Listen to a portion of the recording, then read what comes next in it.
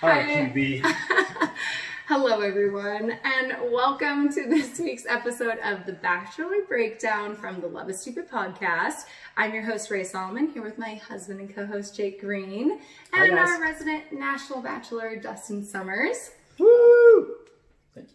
You're Are welcome. you happy to be here? I'm so happy to be here. Calm down. I have a lot of things to say tonight. So we are officially just a little bit over 2 weeks away from the podcast launching. On Valentine's Day, the Love is Stupid podcast comes out. It premieres with the first 3 episodes of the podcast. We're really excited. I can't wait. Yeah. On the podcast, we're going to be following Dustin on a series of dates. We're going to be talking about the different ways that he's meeting them. I'm sure you're rolling your eyes at me right now. And we're going to be going through the good, the bad, and the ugly of the dates. And then we'll also talk about just different things that you might be facing in relationships or dating, giving some advice, our perspectives on that. The podcast is not about The Bachelor. However, we want you guys to be able to get to know us, so we're doing these Bachelor breakdowns, and this is week 5. Week 5? Yes. So, I'm going to recap what happened in the episode for those of you who maybe didn't get a chance to watch it, and then we'll give our thoughts on it. So, this episode opened with the Iowa caucus update. You know. Yeah, why not? Why not? And then we go into the rose ceremony, because last week there was no rose ceremony, and Peter sends home Alea after bringing her back on the show. I appreciate you getting her name right. Yeah, Thank we you. got there finally. And then the girls leave Cleveland, woohoo, for Costa Rica, where Sydney has a one-on-one date. The group date is a photo shoot for Cosmo. Kelly then gets a one-on-one date. Kelsey then visits Peter before the rose ceremony and gets a rose, which was interesting. Peter skips the cocktail party because why would he not skip the cocktail party? No surprise. Let's see, Tammy and McKenna pull him aside right before he's about to pass out roses. Yep. And then Shan leaves after getting sent home. Right before she leaves, tells him that there's people who are not here for him, blah, blah, blah, without giving him any actual detail. Total cop-out. We'll get to that. All right, jumping back. Gentlemen, starting with the rose ceremony and Alea getting sent home after being brought back. Rightfully so. She should have been sent. Well, she was sent home, brought back, then sent home again. This is another iteration of Peter's inability to make a decision without somebody else making it for him. I just that was feel disappointing. Like it was a little spineless. Like, I didn't agree with him bringing her back. No. But then if you're going to bring her back, then stand by your decision, dude. Like, yeah, make a decision either way. It was a little spineless. However, we have not seen the end of Alea. You don't think so? No. She'll be back. She'll be back. You think she's going to get invited back onto the show? There'll be something that fishy happens before. So you think she's going to come back before the, like, after the final rose? That she's going to, like, reappear? Yeah, I do. What? I don't know. Just something about that goodbye there when they were by the SUV. It reminded me, you've seen The Town, right? Yeah. With Ben Affleck? Yeah. Okay. Like 13 years ago. It's like the whole quote Has from it that. been that long since It's that been a came out? while. It's like that whole quote. It's like, I'll see you again on this side or the other. Like, I feel like that's what, like, she's either going to come back or they're going to reconnect some way outside the show. Well, I You'll mean, see kind it. of going Okay. back to that spineless thing, it was a little wishy-washy, his sending her home. It was sort of like, oh, it's just too hard. I know we've got a connection, but blah. Instead of like, dude, make a decision. For a guy saying, I'm going to follow my heart, he's following what other people are telling him to do. That's right? very true. I will say that I appreciated him admitting his fault and apologizing. That was a good move. It was. I just feel like it falls a little flat considering he's done this a lot now. So it's sort of like, well. It's repetitive. Yeah, he's. I've got a lot of thoughts on him. We'll get to that. Yeah. At some point about his inability to beat up a puma. We'll get to that. Oh my gosh. Okay, so we'll get to that. So they go to Costa Rica. Well, before that, Before. Savannah didn't make it out of Cleveland. You like Savannah Savannah. didn't make They it like out. Savannah. We didn't get to like hear anything from Savannah. We were like, wait, what was her name again? I like Savannah. Savannah. She's got nothing to do right now, so Dustin Come hang out- single. hang out with Come us on for the to come on to the podcast. He's a good dude. but she couldn't get out of Cleveland, much like Cleveland Cavaliers forward Kevin Love can't get out of Cleveland. before the trade deadline. Yeah. How has there been no Super Bowl reference yet, considering the Super Bowl happened last night? We're getting there. Oh my Lord. We're getting there. I'll tee it up for them. I know it's coming. I really do. Okay, so they get to Costa Rica and Peter shows up with this massive gash on his face and tells this elaborate story about it being a puma somehow. That like didn't really. It didn't really make sense. Connect with that one. But really, it just turns out that he hit his head on a golf cart and then smashed his own face into a glass. But I did appreciate Chris Harrison coming in and doing the unsolved mysteries where they black your face and like recreate the episode and all that kind of stuff. And then at the end, he did say, Chris Harrison at the end did say that he's the clumsiest bachelor that they've ever had, and he's not surprised. I appreciated that. Well, I'm going to go ahead and jump in with my special segment here, which is the Dustin Summers eye roll moment of the night. Let's do it. Because we've referenced all the nominees in some shape, form, or fashion, but I'm going to hit them all here in succession. There's more than one? There's more than one nominee for it. But Okay. there is but one winner. There is but one. The third nominee is So this is like second runner-up. This is second runner-up. Okay. So Kelly actually did the eye rolling for me when she was at the shaman thing with moonbeam and rain tree out there because she was not feeling any of that. No, a spiritual quest with a lawyer is not going to go well. She's a little She wasn't into that. No. So my first runner-up is blurred bikini bottoms, which were prevalent during the photo shoot. This was controversial between the three of us. It really was. So you felt like it was awkward. For those of you who didn't watch the episode, we will get to the group date, but on the group date they had a photo shoot where they're in bikinis, and instead of doing the normal just kind of like blur of the rear end, they decided to try and like thicken the bikini with the color of the bikini, but it would like move weirdly on their butt, and it was very weird. It does, but if you're not looking at their butt, it's not distracting. If there's a big old black box, I noticed it immediately. Yeah, Dustin's all right, clearly looking at. I think we need to catch everybody up. So essentially, what happened? Sorry, you spoiled the show for me. Way to go. So essentially what they were doing was a model shoot for, what's the magazine? So Jake's jumping ahead to the group date, Yeah, so the Cosmo model shoot, and all these girls are picking out these really sexy bikinis. You should, because you know you're about to take a photo with Peter, so you're trying to, put your best foot forward, if you will. And anyone that was wearing too thin of a bikini, they would put a little extra red or black or something like that. You didn't like it. I thought it was distracting. I feel like you put a black box that's more distracting. I thought it was very distracting. I don't know. Either way, it's kind of surprising to me that they need to blur some of that out. Nobody was wearing anything, in my mind anyways, that was too risque, but apparently for TV, it is. It's family TV. But those are still the runner-ups because the eye-roll-inducing moment of the night was that entire Puma volcano fight story.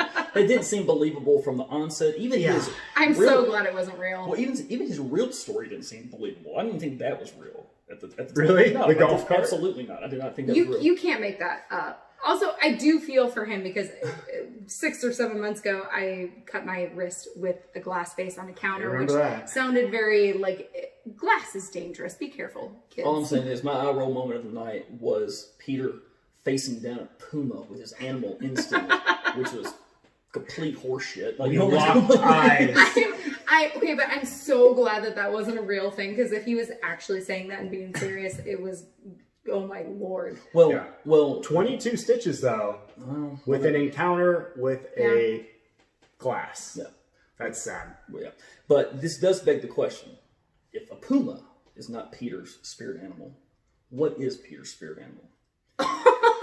And why you think on it? We have not discussed this ahead of time, so I'm... His spirit animal? You thought about this? Yeah, while we were sitting there watching this, actually the things that go through Dustin Summers' mind as we're watching The Bachelor. I've got 3 nominees. 1, a barn owl, because he's kind of a dumpy head bobbing when he dances. A dumpy head? Well, like when he dances, he's always bobbing his head very awkwardly, like a barn owl does. Oh, you mean like the... Yeah, like that. Okay.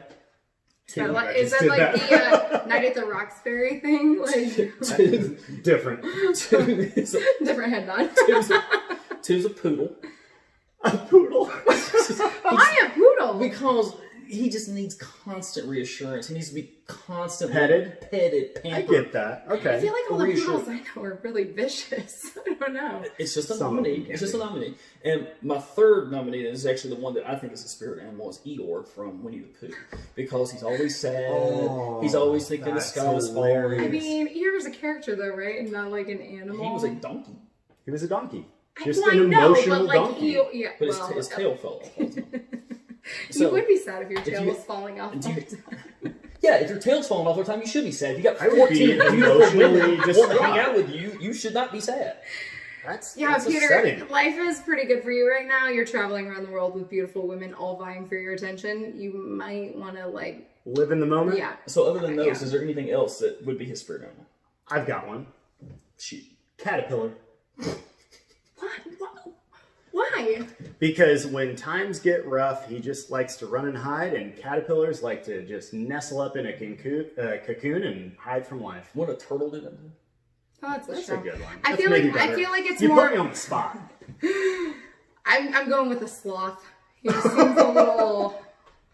I don't know. A sloth? Yeah. All right. He's a little sloth-like. He's got good facial hair. Peter, we're discussing your spirit animal. All right, we're going to move on from that. Okay, so Sydney got a one-on-one date. They went on a helicopter ride. They had a really nice little picnic. And then they kind of got to talk and open up over dinner. And then they got pretty hot and heavy in Hot Springs. What's everyone's thought? What do you think about Sydney?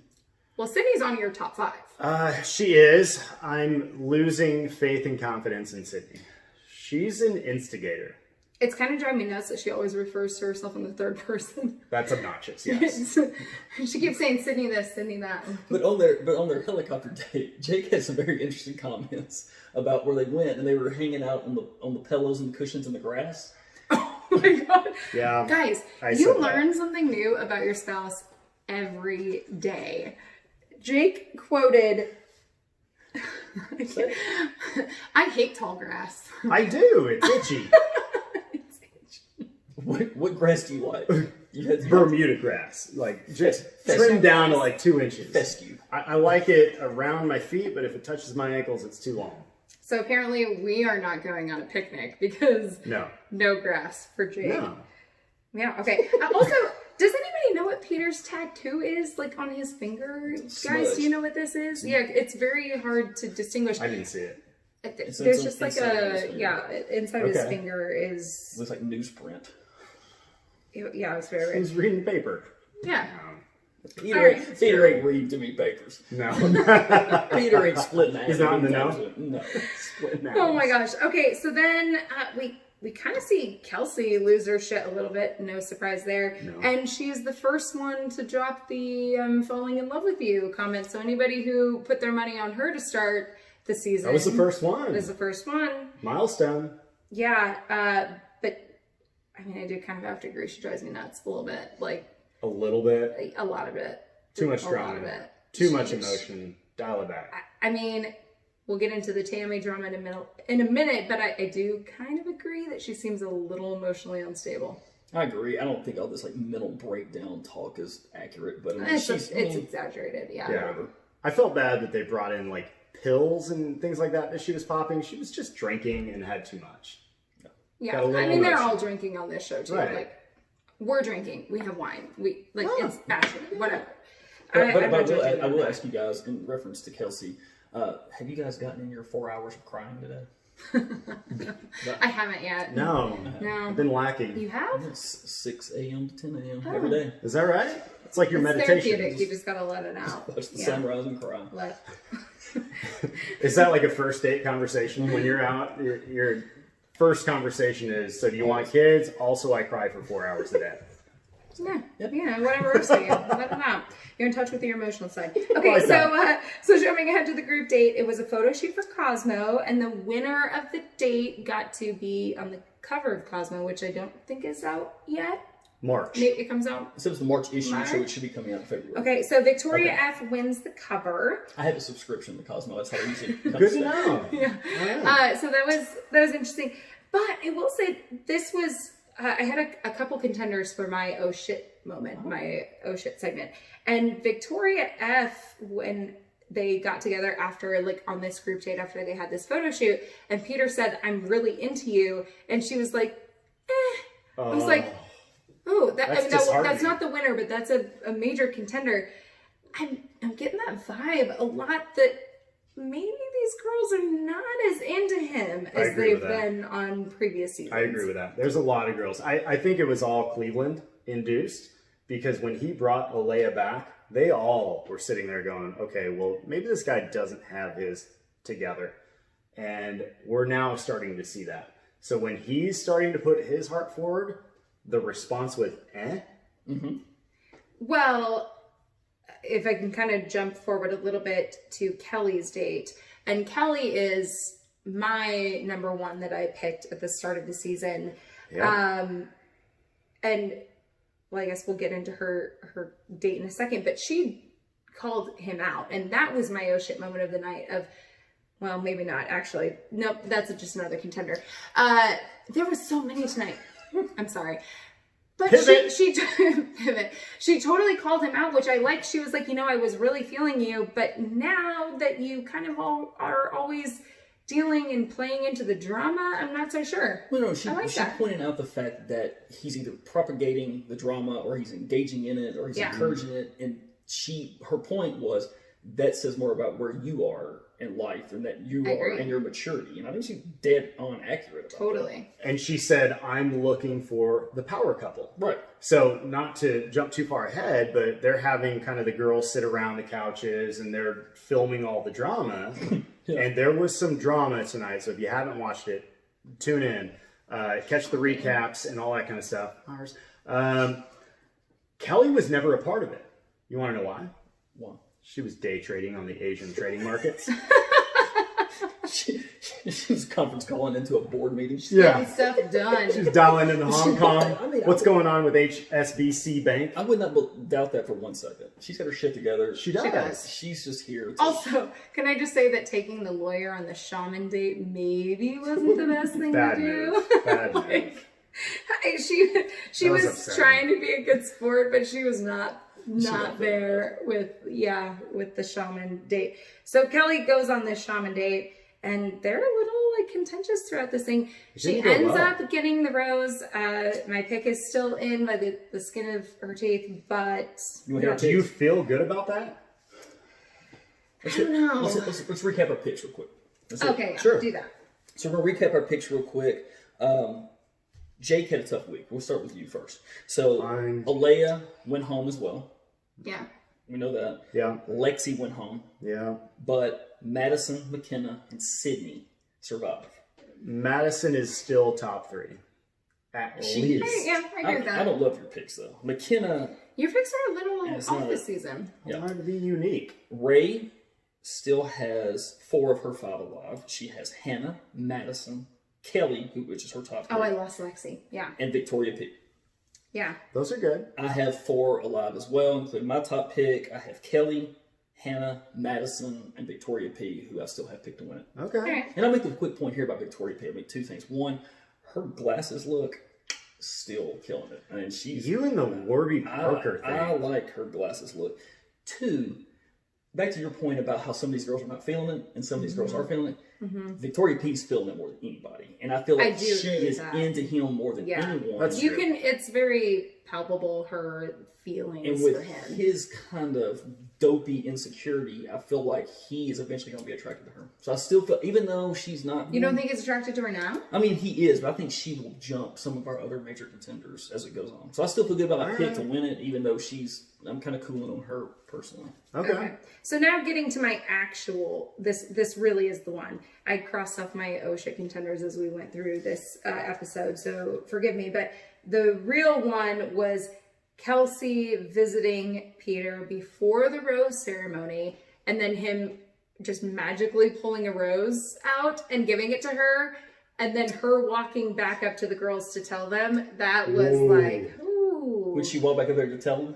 Oh my Lord, these girls were, you could cut the tension with... Which brings me to another list for tonight, which is the 5 greatest American speeches of all time. So Number 5, we have when Ronald Reagan told Mikhail Gorbachev to tear down this wall. That's number 5. It's a good one. Number 4 is this when... what you were looking at? He was Googling something during the episode. Number 2 is when JFK said we choose to go to space not because it's easy, but because it's hard. That's number 4. Okay. Number 3 is the Gettysburg Address. Probably heard of that. Naturally. Number 2 is the I Have a Dream speech. And the number 1 is that god-awful Kelsey Rose speech where she kind of just mumbled and stumbled.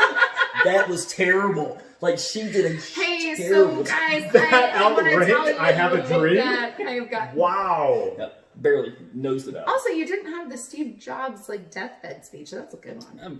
It's number 6. It's an impressive 4 out of 5, I guess. I don't know how to react to that. I don't know. Like, I was thinking that I liked her going up and tackling it head on, and she didn't kind of like wave the rose in their face. But I do agree with your guys' point that she had what she wanted at that point. It felt a little manipulative of her. There's 2 points that I would make. One, I had no idea that Peter pooped roses. Because he did pull it out. Literally pulled it out of his behind. The second one is, if you get the rose and your intentions are true, to walk up to the girls and say, look what I have, I think she's very emotionally manipulative.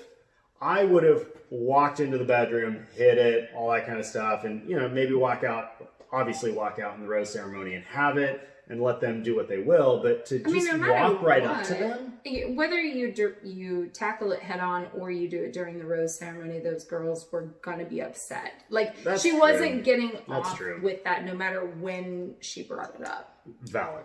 I thought she brought it up at the right time. I thought the delivery of her explanation was lacking, to say the least. Oh, for sure. She was like, hopefully tonight will go smooth. It was really bad. Smooth? It was really bad. Okay, so then, oh my God, Peter, like, ooh, he then skips the cocktail party.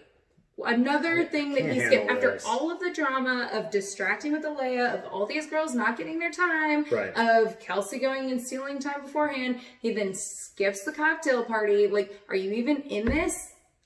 It's really upsetting for anybody watching this, because now we're at 3 group dates, a couple cocktail parties, where he has to remove himself and doesn't give these women the time of day to be able to tell him how they're feeling and allow that connection to unfold. That's upsetting. Well, and I thought our guy, Chris Harrison, I thought he kind of nailed it when he said, you know, hey, we're skipping the cocktail party tonight because Peter's heard all he needs to hear and he's ready to go right to the rose ceremony. You know, Peter had all the evidence, he had all the input that he needed. Sort of like Republican senators who don't need to hear witnesses at an impeachment trial. He knew all he needed to know, and he was ready to take a vote that night. The facts are there. It's obvious. God, I love it. Okay, we're going to skip over. That's hilarious. Moving on. We're going to skip over this. Oh my God. So can I get into the playing the hand, my segment? Yeah, please. Mind? Are we there? Go. If you wouldn't mind. So allow me. So the first one is Sydney. Going back to the Sydney date, the grass was not cut short enough for my liking. That's okay. But she was told she's the best kisser on the show. Mm-hmm. And then she begged him probably 3 times to say it again. Mm-hmm. And then the second he did, she goes, stop. Really? That was little. Come on. Calm down. You're overplaying your hand. I mean, yeah. Now the second one, I think it was Victoria F., if I'm not mistaken, during the model shoot for Cosmo, the March episode that we talked about. Victoria F. made the move to make out with Peter. Great move. Smart. Yeah. Messed with every girl's head. Mm-hmm. Hannah Ann decided to interject after when she got her time and make out with him as well. Calm down. Victoria F. stole the spotlight. Don't try and follow that. Yeah, I did just feel a little desperate at that point. Like, somebody already did it. Yeah. Maybe we should just... That's my opinion. Yeah, I'm with you. Okay, so what do we think about this Tammy and Kelsey drama? We liked Tammy. I really Going did. into this episode, halfway through it, we still felt good about Tammy. It was upsetting that she had to talk about other girls and get that drama going. She could have left it alone, built the relationship, focused on the relationship. I really care for how Sydney attacked Tammy by like instigating, calling her out. But Tammy should have just let it go. Sydney, that was really catty girl stuff. I don't agree with what Tammy did, but Sydney, that was not very classy. Yeah, she dropped the F-bomb, all that kind of stuff. I had sort of lost interest in the whole fight at some point.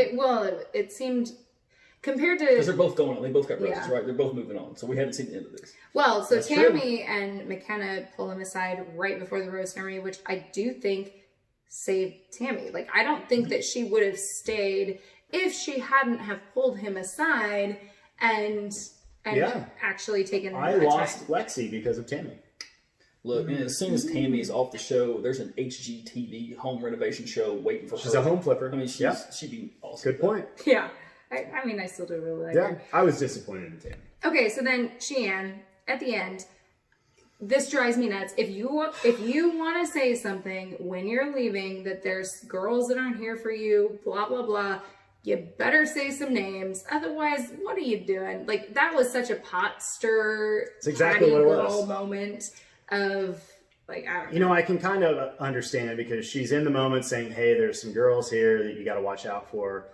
In the moment, sometimes you don't say everything you wanted to say. So I could understand that argument, but I wish she would have said, hey, this person is doing this. If you're going to call somebody out, be honest, straightforward, and blunt about it so that he knows what to look for. Because, let's be honest, Peter can't do this investigation on his own. She's just setting up the only segment that she's going to have on the after the rose thing. Ooh. She's a forgettable character. I mean, I'm sorry. She just wasn't... She I didn't tell too much, but I mean, now that she has at least a 10-minute segment on that. Yeah, that's fair. I agree. All right. Okay, so, and then they dropped it on us randomly that apparently Wednesday they're having another Bachelor episode, but we better prepare. It doesn't really seem like there's any reason for it, just other than they feel like doing it. So, we will have a very special Bachelor breakdown on Wednesday, apparently. Yeah. Yeah, so again, make sure and mark your calendars because we're just a little bit over 2 weeks away from the Love is Stupid podcast launching, where we are going to be following Dustin on a series of dates, and we are going to be giving advice from relationship perspective or from dating perspective. We cover everything from, lending you a shoulder to cry on when it doesn't go well. For 4 hours. For 4 hours. From 6 to 10 a.m. Yeah. Mm-hmm. Like clockwork. It's better than a pillow. It's a warm body. Come on. Oh my gosh. So the podcast itself is not a Bachelor podcast, but it is a dating podcast, relationship, life advice podcast. And we are really excited. On Valentine's Day, you're going to get the first 3 episodes. And yeah, I guess we'll be back on Wednesday with another Bachelor breakdown. Who knew? Who knew? Yeah. Surprise. Yeah. Love it. We got some work to do. Yeah, we get 2 this week. I know. All right. Thanks for hanging out with us again, guys. And make sure you go and follow us for now on Instagram at the Love is Stupid Podcast. And as of Valentine's Day 2020, you'll be able to find the Love is Stupid Podcast wherever you listen to your podcasts. So if you're watching this video after we've launched, please go subscribe, follow us, listen, download, and give us a 5-star review. And we're really excited. Absolutely. Getting close. So excited. See you guys soon.